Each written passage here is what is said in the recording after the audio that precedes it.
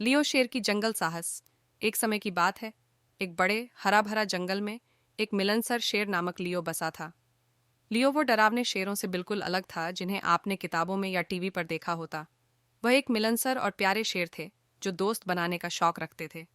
एक सुनहरी सुबह लियो अपने पसंदीदा पेड़ के नीचे आराम से सो रहे थे जब उन्होंने हंसी मजाक की आवाजें सुनी।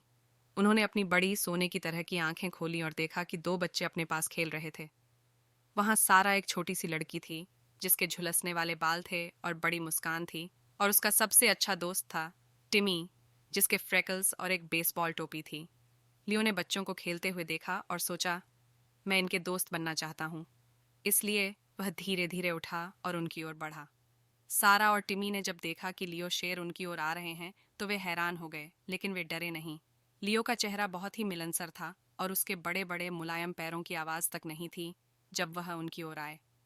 नमस्ते, लियो ने एक गर्मी से और दोस्ताना गरजने से कहा। सारा और टिमी मुस्कुराए। नमस्ते श्री शेर, टिमी ने कहा।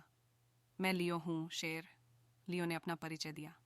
क्या आप मेरे दोस्त बनना चाहेंगे? सारा और टिमी उत्सुकता से सिर हिलाया।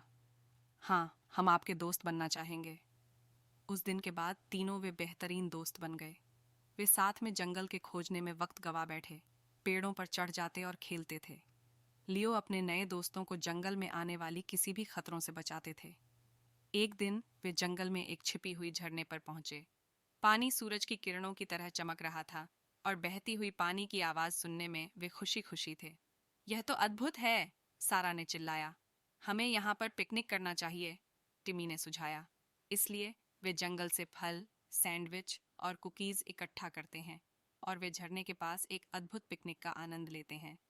लियो ने उनके लिए मछलियां पकड़ी भी थीं। जब सूरज अस्त होने लगा तो वे सभी मिलकर बैठे रहे, पेट भरकर और खुश होकर, जंगल के क्रिकेटों और मेंढकों की आवाज के साथ, सूरज की किरणों के साथ जंगल को जीवंत होते देखते रहे। लियो ने उन्हें अपने जंगल में हुए आद्वेशन की कहानियां सुनाई और सारा और टिमी अपने घर से संबंधित कहानियों को साझा किया। समय बहुत जल्द बीत गया और जल्दी ही बच्चों को घर जाना था। लियो ने उन्हें जंगल के किनारे तक ले जाया और कहा, मुझे तुम्हारी यादें आएंगी मेरे प्यारे दोस्तों। हम भी तुम्हारी यादें बनाएंगे लियो, सारा ने कहा।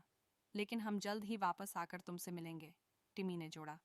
और इस तरह उन्होंने लियो शेर को विशाल और हरा भरा जंगल में अकेलापन नहीं छोड़ा।